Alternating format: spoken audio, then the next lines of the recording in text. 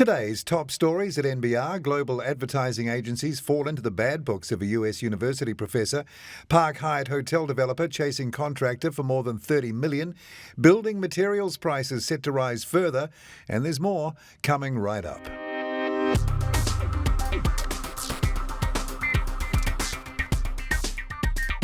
Kia ora and welcome to NBR Today, 100% subscriber funded and proudly brought to you by you, as is every story at nbr.co.nz. It's Tuesday, March 15th. I'm Paul Brennan. Thanks again for joining us.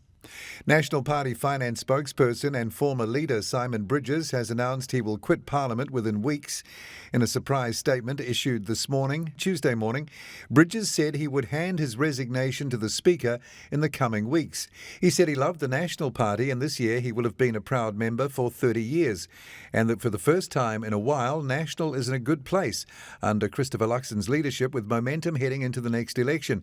And he said this week his oldest two children turned 10 and 8 years old and wants to be able to give them, quote, the best of me. In a statement, Christopher Luxon thanked Bridges for his service.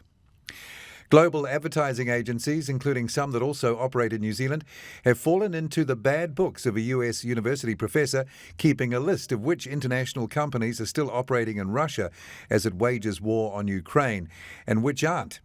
A veteran in the corporate responsibility arena, Yale University professor Jeffrey Sonnefeld says despite there being some laggards who refuse so far to participate in an economic blockade of the country, he had never experienced the level of interest and unanimity in the US business community on an issue as there had been over Ukraine. The developer behind the $300 million Park Hyatt hotel in Auckland's Wynyard Quarter is chasing a contractor for more than $30 million after an agreement to fit out the luxury hotel fell over. Taking action in the Auckland High Court, Auckland Hotel Investments, controlled by Fu Wah New Zealand, successfully stopped the contractor CDCIC NZ Construction from being removed from the company's register to enable it to pursue the claim. CDCIC's sole shareholder and director is Sealy Cutter, and court documents said he'd been difficult to serve. AHIL engaged CDCIC to undertake the fit-out of the hotel in May 2018 and terminated the contract in January 2020 following a dispute over CDCIC's performance, contracting another business to complete the fit-out. AHIL said that it incurred significant additional costs as a result and says it has a claim against SDCIC for approximately $31.6 million. Building materials prices are set to rise another 11% in the coming 6 months, on top of a 34% hike in prices last year, EBOS's latest survey of suppliers shows. Freight issues and increasing material costs are the construction sector's new normal, the Architecture Product Library and Information Service says in its update for the first quarter of 2022. EBOS began conducting the surveys a year ago and said in the first 6 months, suppliers' costs increased faster than the prices they charged customers. EBOS Managing Director Matthew Duda told NBR, when we look ahead at the next 6 months, cost and price increases are on a par. So that leads us to think that product suppliers have some catching up still to make. The retail component of a $44 million capital raise by stock exchange operator NZX was not well supported by shareholders, with just 34% of entitlements taken up. In a statement, NZX said its retail offer closed Friday after raising about $10 million. The 1-for-9 rights issue offered new stock at $1.42 a share, a 16.4% discount to the last traded price at the time the capital raise was announced on February 17th. Shares in NZX have fallen steeply since a trading halt was lifted on February 21st and closed yesterday at $1.38.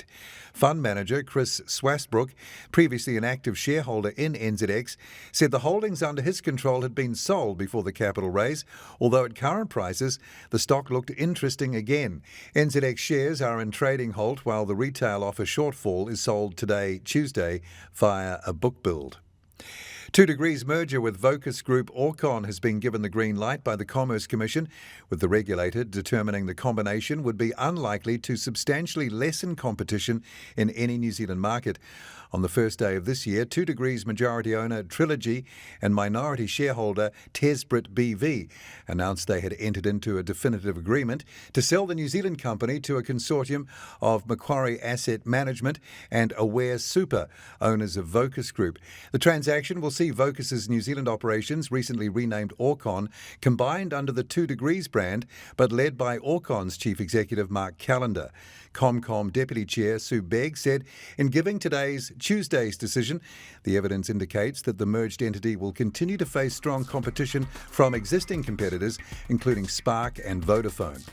The full details of those stories and more are at nbr.co.nz right now.